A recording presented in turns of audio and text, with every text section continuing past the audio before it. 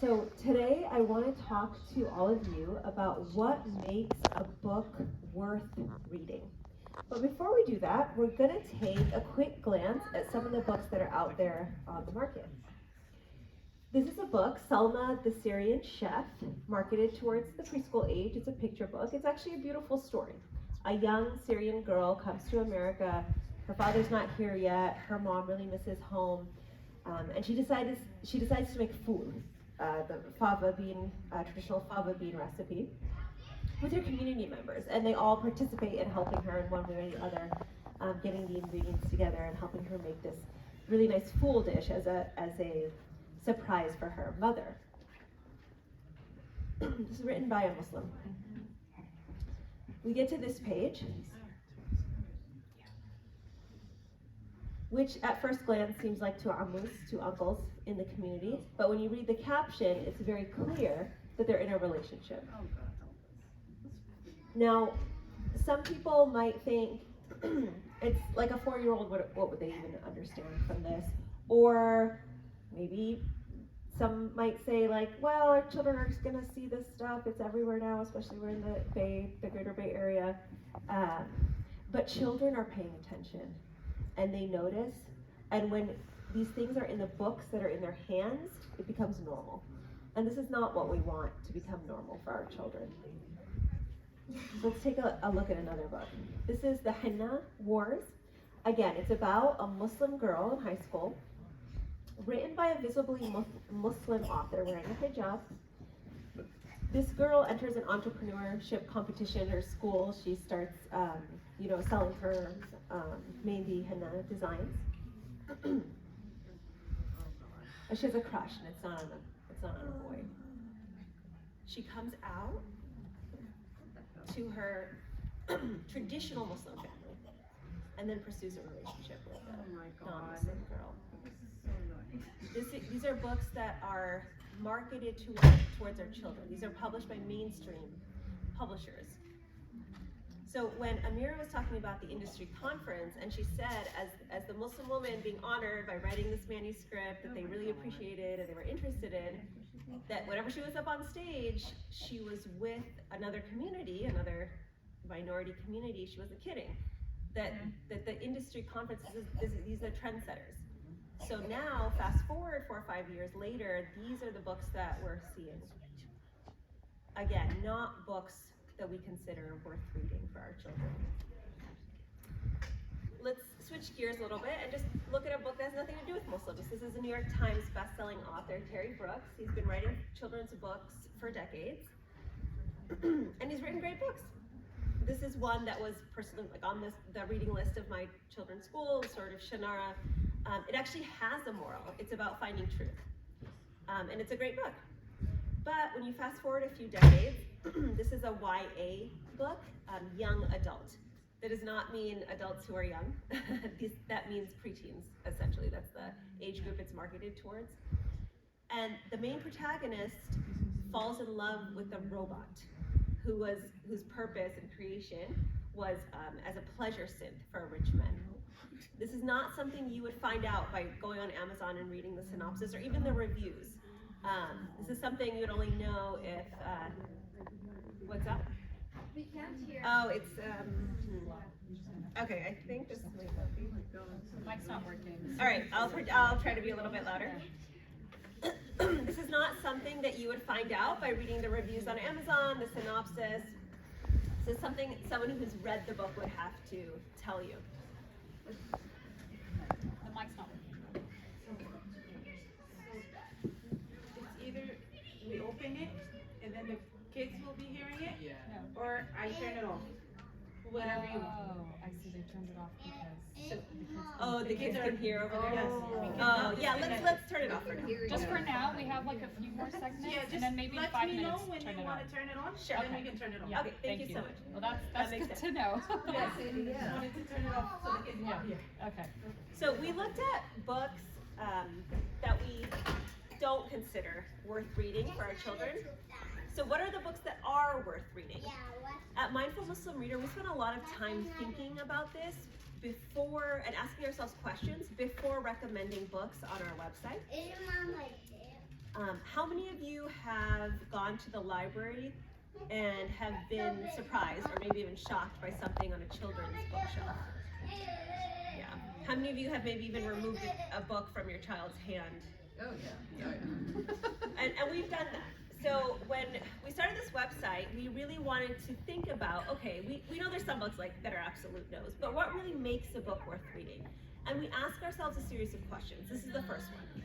Is this how I want my child to speak? Because language is so important in the development of our children. So there's books like this on Amazon. You might have seen it, with words like this.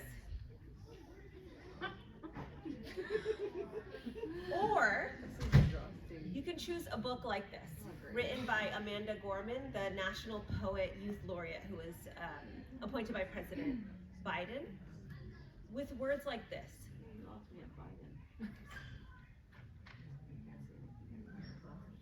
Don't hold it against Amanda though. The next question, is this how I want my child to act?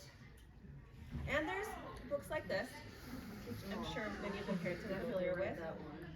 They're in all the libraries and the school libraries as well.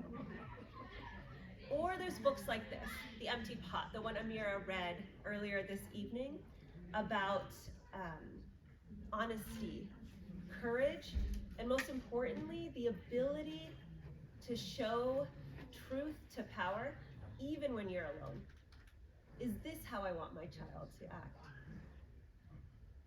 And finally, and most importantly, is this how I want my child to think?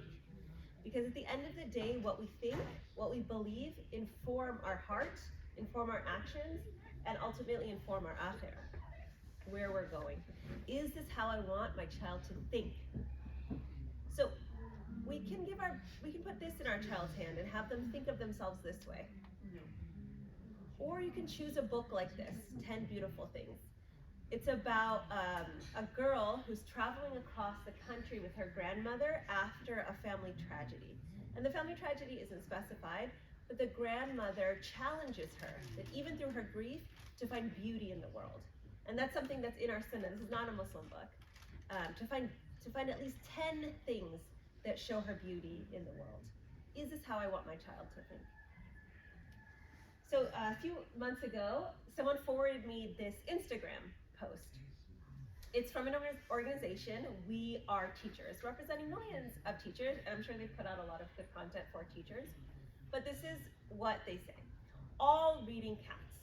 So graphic novels, those are comic books, magazines, movie captions, the back of the cereal box. All reading counts. We disagree with this.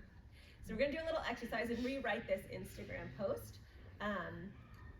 Amira makes a very beautiful Instagram page for us, so follow us on Instagram if you haven't already.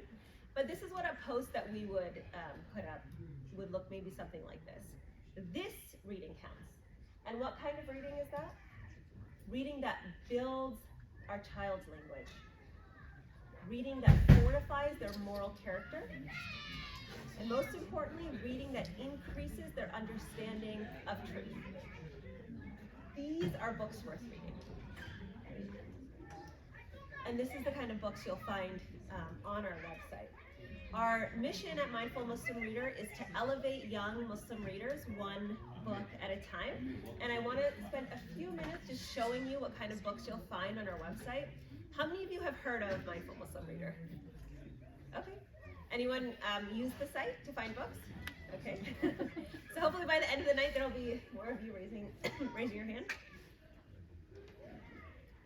So the website is mindfulmuslimreader.com. And to date, we have about 225 books, with a lot more in the pipeline and on the way. There are a lot of good books out there. And so far we have a team of 4. So we read the books cover to cover so that parents don't have to. That's kind of our motto. And I'll tell you some of the things that you can find on the site. So you can search for books by the values that they inculcate in our children. And these are some of the values you'll see in the menu. Courage, empathy, generosity, manhood and womanhood, something that's being lost in our society. Resilience, respect for elders, reverence, and self-discipline. and Sacrifice is a new one that we added recently. So you might have a book like this. This is a book I put up. It was probably one of the first ones I reviewed for the website and put up. It's a classic. It's written in the 70s. Like probably all your children have read it. You might have even read it as a child. Sometimes when I was reading, I was like, yeah, okay, it's a book about sharing, which is good. Like, I don't know. Let me see what other people have to say about this book. I went on Goodreads to read the reviews, and I was shocked to see all the negative reviews about this book. That it's about someone who doesn't know limits or boundaries and socialism. And I was like, whoa, hold on a second. That's not what this book is about. So we write reviews about the books.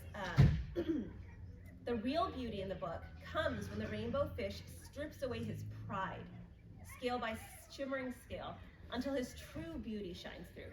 He learns through a search for wisdom. He leaves his home to search for wisdom, that his worth comes not from his worldly wares, but from his ability to give from that which he loves best. He learns sacrifice, humility, and generosity, and that's what our kids will learn when they read a book like this. So many great books. This is another one for like the 12 to 14 age range. Roll of Thunder, Hear My Cry, about a black family in the deep South during the Jim Crow era, facing incredible oppression and racism, and the strength that they find through family and faith. And it's an anti-victimhood book. They're not victims of their circumstances. They're proud and they have integrity. You can also search by struggles. What your child might be struggling with.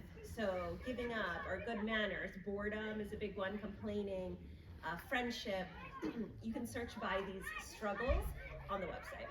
So this is a fantastic book for young girls who are learning to navigate relationships. All young girls kind of go through this about bullying and friendship.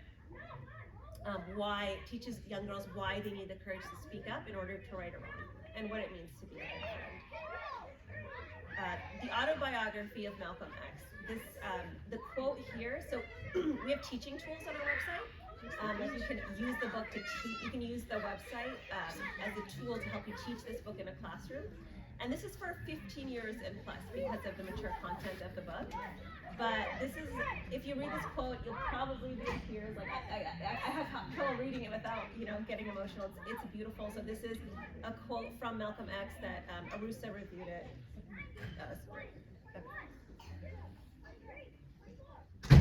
The hardest test I ever faced in my life was praying, bending my knees to pray. Picking a lock to rob someone's house was the only way my knees had ever been bent before. I had to force myself to bend my knees, and waves of shame and embarrassment would force me back up. For evil to bend its knees, admitting its guilt, to implore the forgiveness of God is the hardest thing in the world. That's from the autobiography of Malcolm X, and that's a quote that we pull out as part of our teaching tools on the site. Series, for those of you who have kids who consume books, like as if it was food, we have series, books on our site. So this is one of the favorite series. It's a fantasy about dragons, the Aragon series. This one is great because it's for that kind of 12 to 14, 9 to 12 age range. A lot of fantasy books these days are very inappropriate. This one is very clean.